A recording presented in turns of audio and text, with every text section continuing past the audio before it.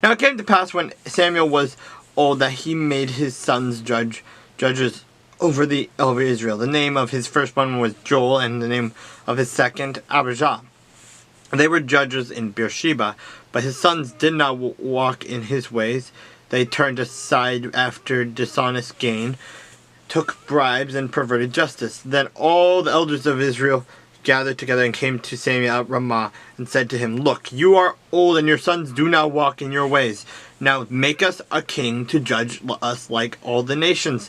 But the thing displeased Samuel when they said, "Give us a king to judge us." So Samuel prayed to the Lord, and the Lord said to Samuel, "Heed the voice of the people in all that they say to you, for they have not rejected you, but they have rejected me, that I should not reign over them, according to all the works which they have done since the day that I brought them up out of Egypt, even to this day, with which they have forsaken me, served other gods. So they are doing to you as also. Now, therefore, heed their voice, however.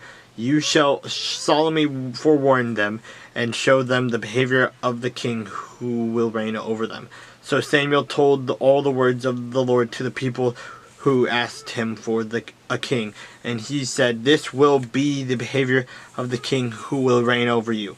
He will take your sons and point them for his own chariots and to be his horsemen, and some will run before his chariots. He will appoint captains over his thousands, and captains over his 50s, will set some to plow his ground and reap his harvest, some to make his weapons of war and equipment for his chariots. He will take your daughters and to be perfumers, cooks, and bakers. He will take the best of your fields, your vineyards, and your olive groves, and give them to his servants.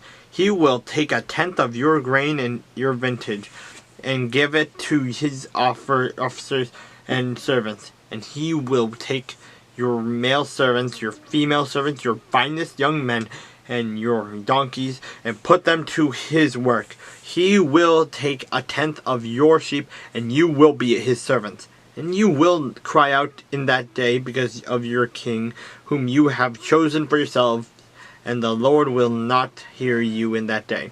Nevertheless, the people refused to obey the voice of Samuel, and they said, "No, but we will have a king over us, but that we also may be like all the nations, and that our king may judge us and go out before us and fight our battles." And Samuel heard all the words of the people, and he repeated them in the hearing of the Lord. So the Lord said to Samuel, "He'll heed their voices and make them a king." And Samuel said to the men of Israel, "Every man go to his city."